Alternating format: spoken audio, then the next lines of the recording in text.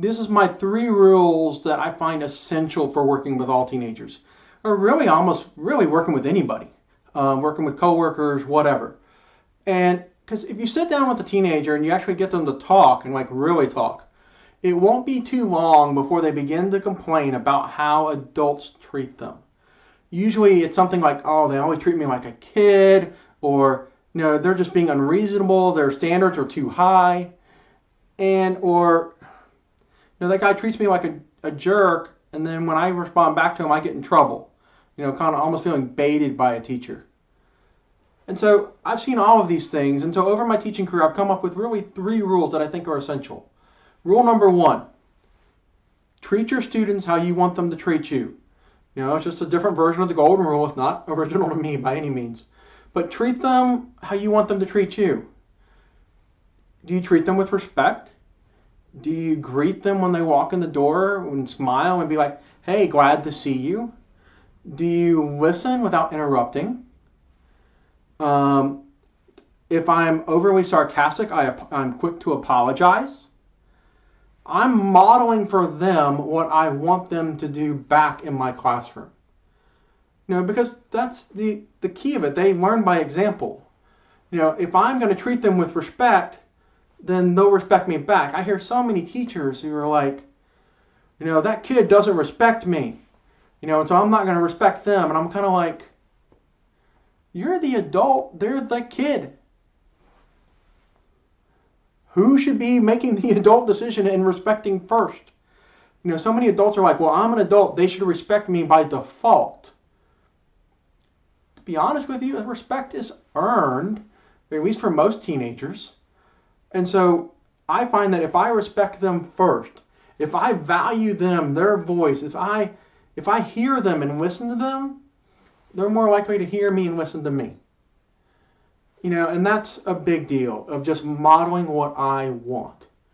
I model how to deal with conflict. I model how to, like I said, like if I'm overly sarcastic, which happens, I'm quick to apologize if I cross the line. Because it just happens, we all do it. And so then I expect them to do the same when they do it. When they cross a line, I expect them to apologize, and I've modeled what I want that to look like. Okay, rule number 2. I will treat you like an adult until your actions deem otherwise. Okay. I find that teenagers are a lot more receptive when I treat them like an adult and don't treat them like a kid. They're not in 4th grade. They don't need rules and structure like a 4th grader does. They're learning to live in an adult world, and so I try to treat them that way. And I treat them with respect. I value what they have to say. We can negotiate things out. Now, once again, there's no doubt who's in charge of the classroom, and that's me. I'm never ceding authority in my classroom to them, but I'm interacting with them closer to, while still maintaining a teacher-student relationship, a little more peerish, a little more on equal footing. Hey, what you have to say is important. I'm going to value you, and we're going to interact. But, so for example, for me, I'm teaching juniors. And so when I'm teaching juniors or I'm teaching seniors, they're 17, 18 years old, 16 to 18. And my primary interactions are not with their parents. My primary interactions are with them. So when they have problems with their homework, I go to them. I don't go to mama and daddy. Okay? I don't deal with their parents when I'm having a behavior issue first. At first, I'm going to deal with them directly. And once again, that's part of treating them as an adult. Is I'm not going to have mommy and daddy come down and punish them. I want us to interact as adults that way. And once again, I find them much more receptive to it when I do it that way. Now, the caveat to the last part of it. I will treat you like an adult unless your actions deem otherwise. You act like a child, I will treat you like a child. If you're going to get whiny, if you're going to be all complaining, we're going to have issues.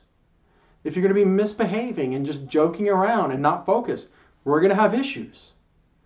There are going to be consequences. There are going to be things that have to happen. If I've communicated with you as an adult and you're not responding like an adult, and I need to bring your mother and father in, then I will. But I've dealt with the child first. I went to the child first, like an adult, and tried to do it that way before I bring in. Could you imagine if like one of your coworkers had a problem with you, and instead of talking to you directly about it first, went to your boss? You'd be pissed. You'd be upset. You'd be livid. You'd be like, what the heck? Same thing. Kids feel the same way when we go to their parents instead of dealing directly with them first. But if your coworker came to you and said something and you didn't respond, or you blew them off, and then they went to your boss, then they went about it the right way. And so that's my second rule. I will treat you like an adult until your actions seem otherwise. Third rule for dealing with teens. I do not hold you to the standards of an adult. They're not adults. They're kids. They're still teenagers. They're going to make mistakes. They are learning how to live in an adult world. And so, like, for example, sarcasm. Okay? They think they're good at it. They're not. And so, like I said, even I cross boundaries sometimes, and I'm a little too harsh, and I got to apologize for it. And so, because I tend to be sarcastic, my kids tend to be sarcastic in my classroom. And so, that's one of the things I have to deal with and address. And so, when my kids cross that line, I address it. And a lot of times, like when they're joking with me, they'll come back and I'm like, no, that was disrespectful. That was too far. I don't punish them the first time. I use it as a teachable moment. I'm like, hey, whoa. That was over the line. That's off limits. We don't do that. I take that time to teach them. Then when they do it again a second time, then I've taught them, because I'm not a fan of they should know better. Should they? Have you taught them? If we haven't taught them what better is, then they shouldn't know better. Don't hold them to a standard that you haven't taught them and modeled for them. They kind of, all three rules kind of tie together at this point. And so I'm always looking for that teachable moment of, like when kids come into my classroom and they're complaining about their history test that they got the grades back on, and they're like, that wasn't fair. That question wasn't graded right. And I'm like, well, did you talk to Miss Brown about it? Yeah, we did, but she just shut us down. I'm like, all right, well, tell me what you said. And usually it's something very attacking, very like that would put Miss Brown on the defensive. I'm like, well, okay, all right, let's back up. Let me teach you how to approach somebody you disagree with, especially an authority figure, and how to help you have them listen to you. And so we talk about saying, hey, Miss Brown, I have a question about this. Would you be willing to explain why this is graded this way?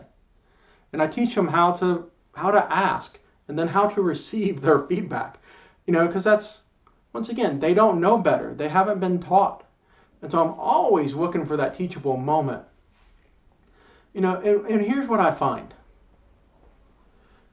When I treat my kids how I want them to treat me, when I treat them like an adult until their actions seem otherwise, when I don't hold them to the standard of adult, they're kids, they're going to make mistakes. I make my room a safe place to make mistakes. When I do those three things, when I follow these three rules, what I find is I win my kids' hearts. And when I win their hearts, I win their minds. Because those kids know that I value and respect them. They know that I'm for them. And so when we hit a tougher chapter, they're going to push a little harder for me than maybe they do for another teacher, because they know I'm there for them. And when they get a test that they don't know how it's scored, they know how to talk to me about it, because we've gone over that. Because one of the biggest barriers that I find in a lot of classrooms that I've seen is that relationship between the teacher and the student creates a tension in the student that keeps them from learning.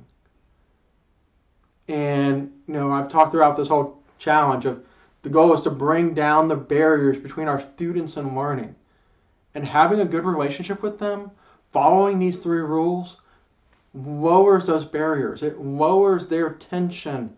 It lowers their, just where they are. They're going to be more comfortable in my classroom. And therefore, they're more likely to learn.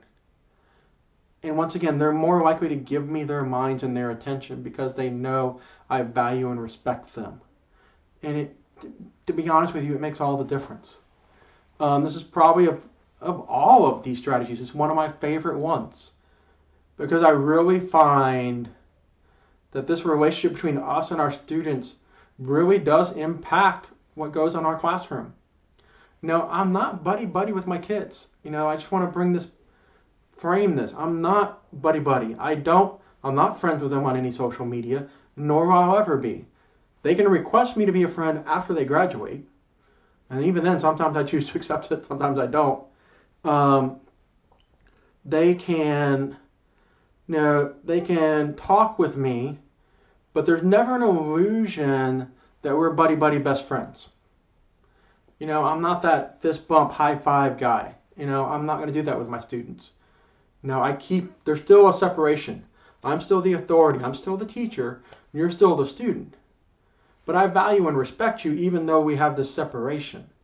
And it makes all the difference. Because I feel like when we go too far the other way and we go into buddy-buddy and we become the student's friend, then I find that they tend to try to take advantage of that.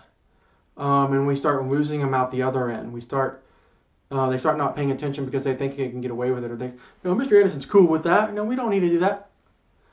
We've got to be cautious of going that way too. There's this balance of I have authority, but I respect and value you, and it to me is a huge help in the classroom.